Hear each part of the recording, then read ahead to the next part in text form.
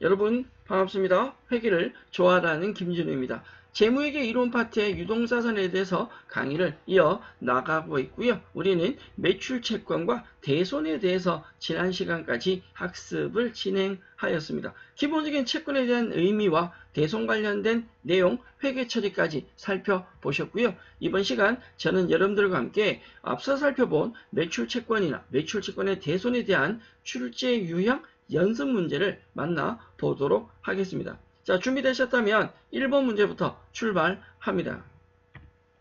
다음 중에서 대손충당금 설정 대상 자산, 우리가 대손충당금을 뭐라고 했냐면 채권이 존재하고 받지 못하게 되는 대손에 대비한 설정 계정이 대손충당금이다 라고 했습니다. 이러한 대손충당금을 설정은 채권 받아야 될 돈에 대해서 받지 못할 것 같을 때 못 받을 수도 있겠다라는 금액을 대손충당금으로 관리했죠. 문제 1번의 답은 2번입니다. 미수금은 채권이지만 1번의 미지급금, 3번의 선수금, 4번의 예수금은 부채에 해당하는 채권인 자산의 계정이 아닌 거죠. 문제의 답은 2번이고요.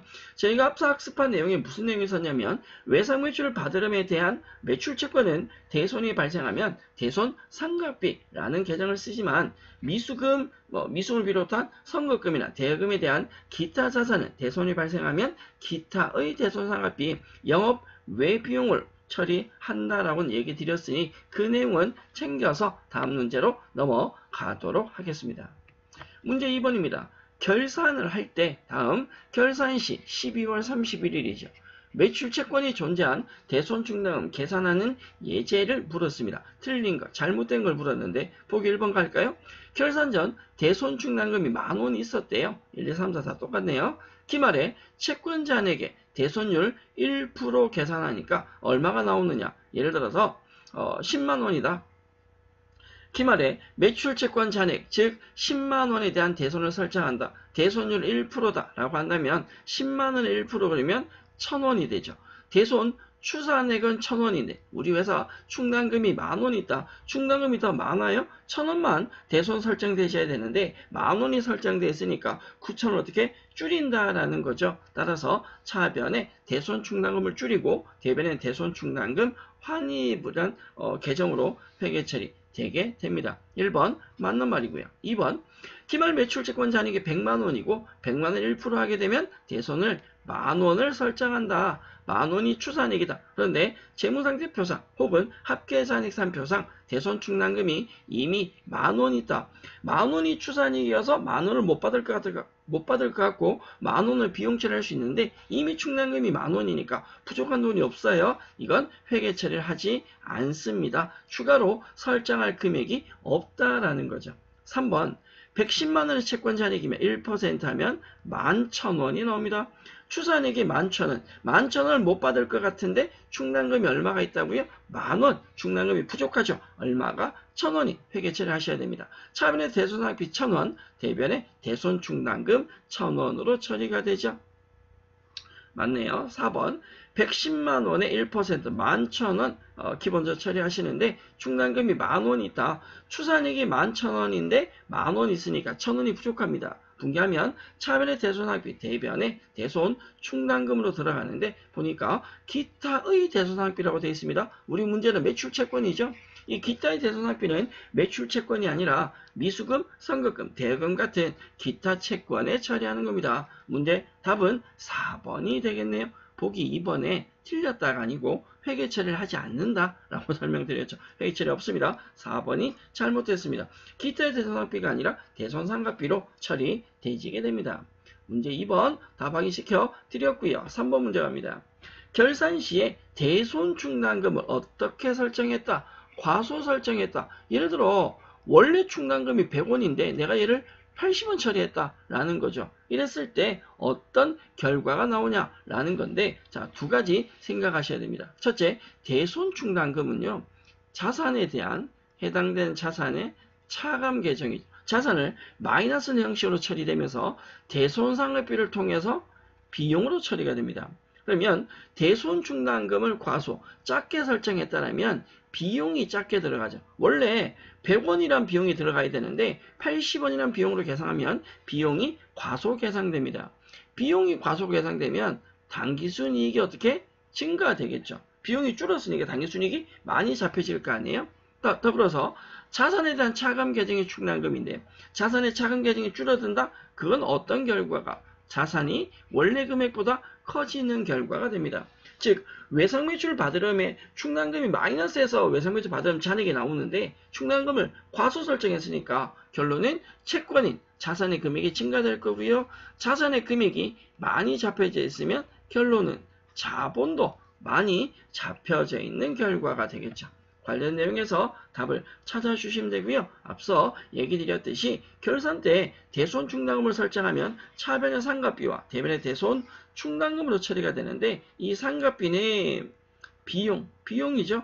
비용의 발생과 관련이 있고 충당금은 자산의 차감 계정이니까 자산의 금액과 관련이 있다. 비용이 작게 계산되면 이익이 많이 과다 계산될 것이고 대손 충당금이 작게 과소 계산되면 자산이 금액이 커지는 증가하는 역할을 하게 됩니다. 자, 문제에서 물었는 거 결산 시 대손 충당금을 과소 설정했다. 정상적으로 설정한 경우 비교할 때 어떤 차이가 있냐? 당기순이익이 많아집니다. 1번 맞는 거고요. 2번 당기순이익이 작아진다. 아니죠. 비용이 과소 계산되니까 당기순이익은 많아집니다. 자산에 대한 차감 계정 금액이 작아짐으로 해서 자산이 증가되니까 자본도 과소가 아니라 과대 계산되죠. 틀렸고요. 자산이 과대 계산됩니다. 3번 문제는 대손에 관련된 회계 처리와 연결된 이건 기본적인 재무제표상의 계산관들이 어떻게 변해가는지에 대한 흐름에 대한 이해가 조금 필요할 거고요. 조금 생각을 해 주셔야 되는 문제 같습니다. 문제 3번의 답은 1번이고요. 문제 4번 8월 31일 거래처가 파산되었답니다. 외상대금, 외상매출금 10만원이 회수불능. 이거 대손 발생한 거죠. 자, 대손이 발생하면 대변의 외상매출 10만원 감소합니다. 자, 대변 과목 전혀 문제가 안 되고요. 대손이 발생했을 때 우리가 먼저 확인할 건 대손 충당금이잖아요. 10만원이 대손 발생했는데 대손 충당금이 얼마가 있다? 4만원 있다. 그럼 충당금 4만원을 먼저 쓰고 부족한 건 뭐로 간다? 대손 상각비로 가죠. 지금처럼 대손이 발생했을 때는 대손 충당금 금액을 먼저 확인하고 그 금액을 초과하는 금액에 대해서만 더 많은 금액에 대해서만 상각비로 추가 설정을 하시면 됩니다. 물론 지금 자리에서 채권이 매출 채권이 아니라 기타 채권이라면 대손상각비는 기타의 대손상각비로 간다라는 건 생각해 주셔야 되고 지금은 외상매출 관련된 내용이니까 대손상각비가 맞습니다. 문제 4번의 답은 2번이 되겠네요. 문제 5번 갑니다. 매출 채권에 대한 설명으로 틀린 것을 물었는데 1번 매출 채권이란 영업활동으로 제품이나 서비스를 제공하고 아직까지 돈을 못 받은 금액을 말합니다. 외상매출금이나 받으름이 포함되죠. 매출채권에는 외상매입금과 지급업 아닌데 지급업 아니고 뭐라고요? 받을어입니다. 라는 거죠. 3번 매출채권에 대한 대손충당금 설정은 순실현 가능가치로 평가하고 매출채권에 대한 자산평가를 적정하게 하게 한다. 실제 채권이 존재하는데 못 받을 돈이 있는 것도 불구하고 받을 수 있다라고 하는 건 정확한 금액이 아닌 거죠. 그래서 채권의 금액을 실제 회수 가능액인 순실현 가치로 평가하게 하고 채권에 대한 자산 금액을 정확하게 표기할 수 있게 하는 역할을 합니다. 맞는 말이고요. 4번 매출 채권에 대한 대손 충당금 설정은 대손이 예상된 회계연도에 대손 예상액만큼 충당금으로 적립, 설정했다가 실제로 대손이 발생하게 되면 충당금으로 사용하게 됩니다. 이는 우리 회계처리 절차에서도 살펴본 내용이고요. 문제 5번의 답은 2번이 되겠습니다. 문제 6번 보시죠. 우리 회사는 대손 충당금을 보충법에 의해서 설정하고 있으며 라고 나오네요. 원래 우리는 기말잔액비율법, 채권잔액의 1% 같은 비율 적용해서 보충법을 하신 거예요. 매출채권잔액의 1%를 대손 충당금으로 설정하고 있답니다. 문제에서 매출채권의 장부금액이 얼마인가? 라고 물었는데 예부터 여러분들 이해하셔야 됩니다. 장부금액이 뭐냐면 우리 회사의 매출채권이 얼마인지 확인하고 이 채권에 대한 대손 충당금 못 받을 것 같은 돈을 정리했을 때 이 매출 채권에서 대손주담 차감한 이 금액을 바로 장부금액, 순장부가액, 회수 가능액이다 라고 합니다. 그래서 우리는 매출채권 잔액도 확인하셔야 되고 충당금 잔액도 확인하셔야 되거든요. 채권의 금액을 보면 기초가 5만원인데 발생이 50이래요. 그럼 55만원 중에 회수 20 했다. 그럼 기말 잔액은 35만원이죠. 55만원에서 20만원 회수? 그러면 채권의 잔액은 35만원이다. 자, 되셨고요. 두 번째, 이 채권 잔액에 대해서 몇 퍼센트 대손 설정한다? 1% 대손 설정한다. 결론은 대손 충당금 추산액은 35만원의 1%인 3,500원입니다. 되셨어요? 35만원 1%. 그런데 대손 충당금이 얼마 있는지를 확인하셔야 되잖아요.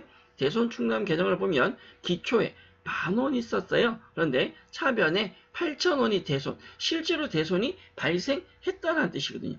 10,000원 있었는데 8,000원 대손 발생했다면 회사의 대손 충당금 잔액은 2,000원입니다. 그러면 우리는 결산할 때 3,500원의 추산액인데 2,000원 충당금 이미 있으니까 그 부족한 금액 얼마에 대해서 1,500원에 대해서 차변의 대손 상각비, 대변의 대손 충당금으로 처리하죠. 2,000원이 있는데 여기에 얼마를요? 1,500원이 추가가 된다. 결산할 때 원래 2,000원 있는 상태에서 대손 추가 분계를 통해서 1,500원 회계 처리가 되면 대손 충당금 잔액가 3,500원이 됩니다. 그러면 35만원의 채권 잔액에서 충당금 3,500원 차감한 금액, 이 금액인 34만 6,500원이 대손 충당금에 관련된 매출 채권에 대한 장부금액, 회수 가능액이 됩니다. 여기서 실제로 여러분들 기억할 가능은 뭐냐면요. 충당금만 계산한다면 이 추산액을 3,500원이죠. 1% 금액을 그대로 대손 충당금으로 가지고 오셔도 됩니다. 그러니까 추가 설정하면 어차피 이 금액이 될 거니까. 다만 회계 처리까지 알아야 되고 문제에서 뭘 물을지 모르니까 만약에 이 문제에서 대손 충당금의 추가 계상액이 얼마냐, 추가로 처리한 금액이 얼마냐 물으면 1,500원이 답이 될 수 있습니다. 내용에 대한 정리는 하시고 넘어가시면 좋겠고요. 다음 문제 넘어가죠. 문제 7번입니다. 채권에 대한 설명으로 잘못된 것을 물었습니다. 1번 회수가 불확실한 채권에 대해서 합리적이고 객관적인 기준에 따라 대손 추산액, 즉 대손율을 적용해서 추산액을 계산하시고 그걸 충당금으로 설정하게 됩니다. 1번 맞는 말이고요. 2번 매출채권, 특히 받으름이 있을 때 이 받으름을 은행에 이 받으름에 대한 권한을 넘겨준다. 이전 거래에 대해서 처분손익 인식한다라는 건 좀 쉽게 생각하면 매출채권 처분손실 생각하시면 돼요. 그 매출채권 처분손실은 차입거래 아니죠. 차입거래가 아니라 매각거래에서 발생하게 되고요. 받으름에 대한 차입거래는 이 어음을 담보로 돈을 빌리는 거기 때문에 차입금이 발생하고 이자 비용이 발생합니다. 채권에 대한 처분손익은 차익거래가 아니라 매각거래일 때 발생하게 되니 확인해 주시고 3번 대손추산액에서 충당금 잔액을 차감한 금액, 내가 못 받을 것 같은 추산액이 100원인데 충당금이 80원 있다면 20원을 추가로 회계 처리할 거 아니에요? 대손상각비, 대손충당금. 3번 맞는 말이고요. 4번 회수가 불가능한 채권이 있다. 못 받게 됐다. 대손이 발생했을 때는 충당금부터 먼저 상계 처리하고 부족한 돈은 상각비로 처리되게 됩니다. 문제 7번의 답은 2번이고요. 문제 8번 대손.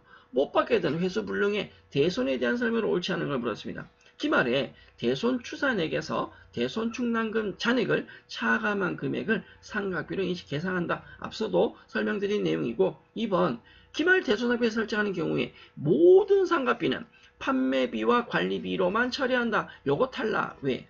외상매출을 받으려면 매출채권은 대손상각비가 맞다. 판매관리비가 맞지만 그 이외의 기타 채권, 대여금, 미수금, 선급금 이런 항목들은 대손상각비가 아니라 기타의 대손상각비로 영업 외 비용으로 처리하죠. 이제 8번의 답은 2번이고요. 3번 보기와 4번 보기는 여러분들이 확인해 주시기 바랍니다. 문제 9번 문제 저는 넘어갑니다.